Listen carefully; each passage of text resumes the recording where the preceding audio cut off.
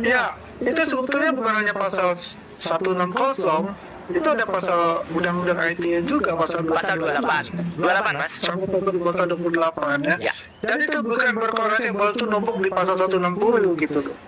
Ya, kalau sangat disayangkan sih sebetulnya ya, Bung Roy itu tidak hadir kemarin itu. Ya, itu memang haknya dari Bung Roy dan kawan-kawan, jangan tidak dipaksakan. Kan diundang untuk hadir untuk mengklarifikasi untuk itu. Ya wajar ya kalau kita bilang bahwa ini masyarakat juga ya. Tadi Bung Roy quote-unquote kan juga pasti ada yang terusik, ada yang apa, ada yang geram ya. Ya ini dia melaporkan ini karena ini kok seperti, ya mohon maaf ya, kan selalu dikatakan yang dikriminalisasi itu adalah Bung Roy dan kawan-kawan kan. Itu kan selalu yang merupakan jargon-jargon yang diberikan kepada masyarakat sehingga membentuk opini negatif itu. Ya kita balance saja gitu. Maka yang sebetulnya dikriminalisasi itu ada Pak Jokowi. Ya, bagaimana tidak gitu. Selalu kan sasarannya tembak itu kan Pak Jokowi dan sebagainya gitu. Dengan pusing yang dilakukan oleh Bung Roy dan kawan-kawan. Saya mau teruskan ini Mas Adi, karena problem itu juga sama Mas Roy. Karena problem ini kan kelihatan kegaduhan di luar sana itu sangat ramai. Sampai kemudian kita berpikir jangan-jangan proses hukumnya tidak segaduh itu sebetulnya. Iya, karena tapi kegaduhan di luar ini itu begitu ramai sampai kemudian kita dengar cerita apa pasar pramuka.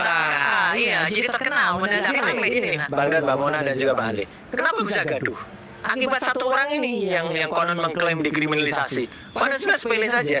Kalau dia Jokowi itu kemudian ditanya oleh masyarakat yang dulu karena dia dulu sebagai pejabat publik itu menunjukkan ijazahnya yang digunakan pada saat dia menjadi. Jadi bukan hanya sekarang ketika jangan kemudian ngeles. Sekarang kan sudah nggak jabat. Dulu ketika dia jabat itu gunakan ijazah itu, menggunakan insinyur itu.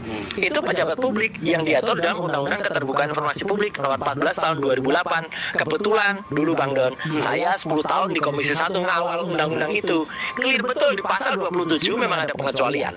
Tapi di pasal 28 ayat 2-nya, pejabat publik harus menunjukkan. Ya, pertanyaannya sebetulnya kan bisa. Kan saya tidak tahu persis ya, saya bukan orang Komisi Informasi Publik. Ya. Tetapi kira-kira begini, apakah mungkin dokumen di KPUD, di KPU itu adalah sebuah dokumen terbuka yang bisa Anda cari gitu? Kalau ada bisa. Masalahnya dokumen di KPUD Solo, di KPU Jakarta hilang, nggak bisa diakses. Ini kan aneh. Benar nggak begitu, Mas? Di Universitas Gajah Mada pun kita tanya nggak ngeluarin. Gitu loh. Begini, kalau kita bicara dengan Bung Roy ini ya, dia beliau kan detektif partikel.